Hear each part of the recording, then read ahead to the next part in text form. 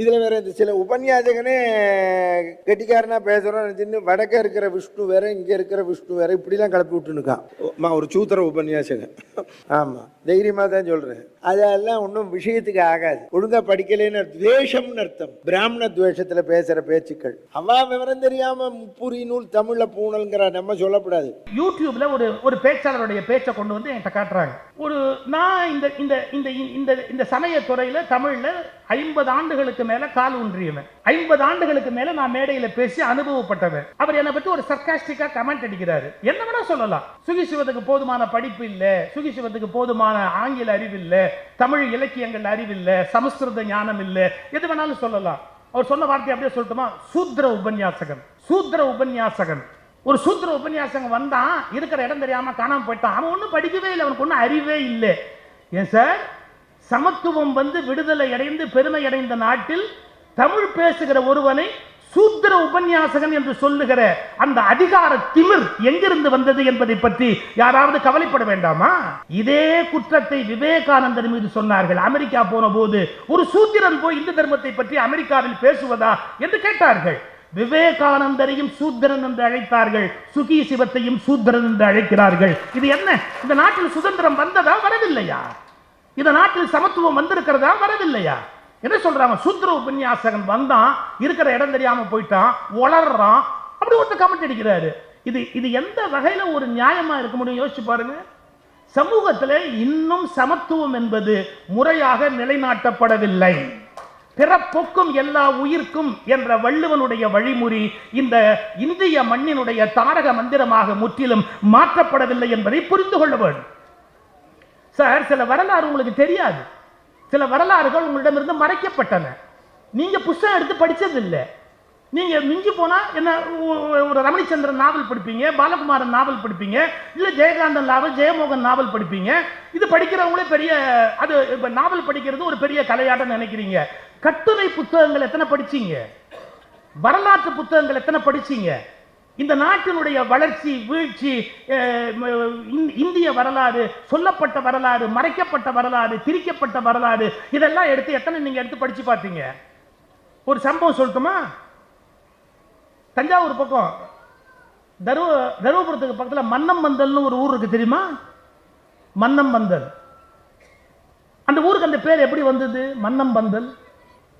மன்னர் கேம்ப் பண்ணியிருந்த இடம், புரியுதா? பந்தல் போட்டு மன்னர் தங்கின இடம். மன்னர் கேம்ப் பண்ண ஊருக்கு மன்னம்பந்தல்னு பேரு. ரைட். அவர் ஏன் அங்க கேம்ப் போட்டாரு? 48 நாள் தங்கி இருந்தாரு. அவர் ரகோஜி மகாராஜாவா சரபோஜி மகாராஜாவான்னு ஒரு சின்ன கிளிக் இருக்கு, அது வேற காலத்தை நிர்ணயிக்கணும். ஆனா அவர் தஞ்சை மன்னர்.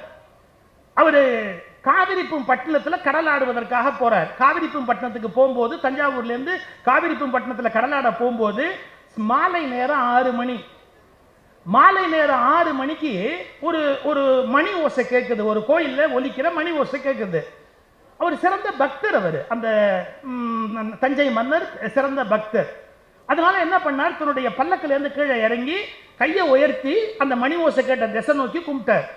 ஏதாவது தப்பா? இது ஒரு 6 மணிக்கு கோயில மழந்திக்கிறாங்க. அடிச்ச உடனே அந்த கோயில நம்ம மனசால நினைச்சு கும்பிடணும் அப்படின்னு அந்த மன்னர் கையெடுத்து இப்படி கும்பிட்டார். தப்பா? இது கூட இருந்தவன் மகாராஜா கும்பிட்டுட்டீங்களே, தப்பா கும்பிட்டுட்டீங்களே, ஏன்டா கும்பிட்டு, என்னடா தப்புன்னா, அது சூத்திர சமாதி, அது ஒரு சூத்திரனோட சமாதி.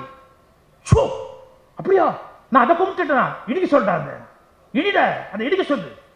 மன்னருக்கு கோபம் வந்துருச்சு, இட அதை அப்படியே இடிச்சிருன்னு. நான் சொல்றதுல எல்லளவும் கற்ப கிடையாது. தருமை ஆதீன குரு மரபு வரலாறுன்னு புஸ்தகம் இருக்குது.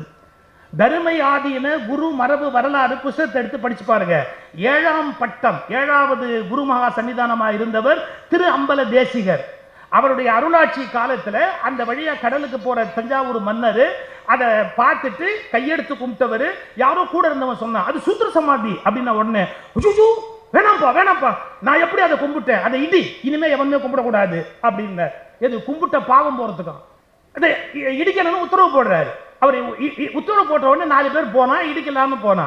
சார், அப்படி போன உடனே 4 பேர் போய் இடிக்க போன போது அற்புதம் நடந்ததுன்னு எழுதுறாங்க. இருக்கட்டும், நம்புறவங்க நம்புங்க, நம்மாட்டி போங்க. அந்த தருமபுரத்துல பட்டத்துல இருந்த பெரியவர்கிட்ட போய் சொல்றாங்க, இது மாதிரி மூல சன்னதியை இடிக்கிறாங்க அப்படின்னு. அவர் ஒரு பாட்டு பாடினார் அப்போ, ஈசன் பலகீனன் என்ற கால். கடவுள் பலவீனமானவர்னு சொன்னா ஈசன் பலகீனன் என்ற கால், ஆலயத்தில் மோசம் வந்ததென்று மொழியலாம். கடவுளுக்கு பலம் இல்லை அப்படின்னு சொன்னா கோயிலுக்கு நாசம் வந்தது அப்படிங்கறத நம்ம ஏத்துக்கலாம்டா. ஈசன் பலகீனன் என்ற கால், ஆலயத்தில் மோசம் வந்ததென்று மொழியலாம். ஈசனே ஆக்குவதுமாக்கி அழிப்பதும் தானானால் நோக்குவதும் யாம் பிறரை நொந்து.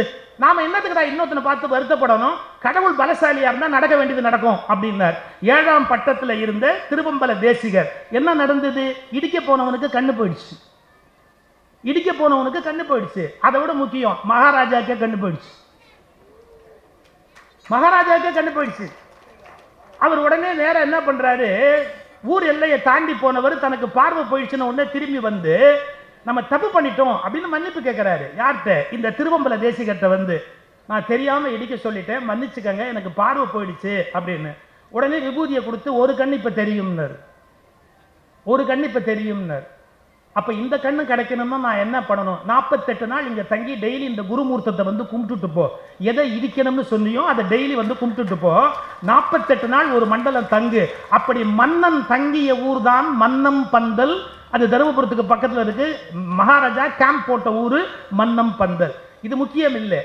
48 நாள் சாயரட்ச பூஜைக்கு அந்த மன்னர் வந்து கும்பிட்டுட்டு எல்லாம் முடிச்சு போனதுக்கு அப்புறம் அவருக்கு உள்ளூர ஒரு டவுட். அவர் இந்த திருவம்பல தேசிகரை கேட்கிறாரு, இல்ல வர்ணாசிரம தர்மப்படி சூத்திரர்கள் ஞானமடைய முடியாது அப்படின்னு என்கிட்ட சொன்னாங்க. நான் அதை நம்பிதான் சூத்திர சமாதியை இடின்னு தப்பா சொல்லிட்டேன். அவங்க ஞானமடைகிறதுக்கு வழி உண்டா? அவங்க தெய்வமா உயர்வதற்கு வழி உண்டான்னு கேட்ட உடனே அந்த திருவம்பல தேசிகர் அவர் ஒரு நூல் எழுதி கொடுத்தாரு. என்ன? அப்படி இந்த எந்த வர்ணத்தில் பிறந்தாலும் ஞானமடைவதற்கு ஜாதியோ வர்ணமோ தடை இல்லை என்பதை திருவம்பல தேசிகர் ஒரு நூல் எழுதி கொடுத்தார். என்ன எழுதி கொடுத்தாரு? ஞானம் அடைவதற்கு ஜாதியோ வர்ணமோ ஒருபோதும் தடை இல்லை. அந்த நூலுக்கு பேர் என்ன தெரியுமா? வர்ணாசிரம சந்திரிகை.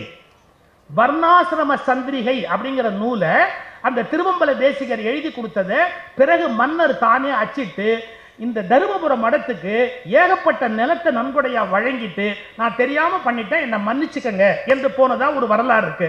என் கேள்வி இதுதான். என்ன? நீங்க விவேகானந்தர் வெளிநாடு போனாலும் சூத்திரங்கிறீங்க, சுகீசிவன் பேச வந்தாலும் சூத்திர உபன்யாசகங்கிறீங்க, நீங்க தர்மபுரத்தை தாண்டி போனாலும் சூத்திர சமாதிங்கிறீங்க. இந்த நாட்டில் விடுதலை வந்துதான் வரலையா? அப்போ எங்க நிலைமை என்ன? எங்களுக்குரிய மரியாதை என்ன? நாங்க கடைசி வரைக்குமே கீழ்தானா? அந்த கேள்விக்கு பதிலே கிடையாதா? இந்த நாட்டில் எந்த அநியாயமும் நடக்கலையா? எதுவுமே நடக்காத மாதிரி கற்பனை பண்ணி சொல்லிக்கொண்டே போனா சரியாயிடுமா? இந்த காலகட்டத்தில் இந்த நூற்றாண்டுல என்ன சொல்றாங்க, ஒருத்தர் சூத்திர உபன்யாசகன்னு சொல்லலாமா?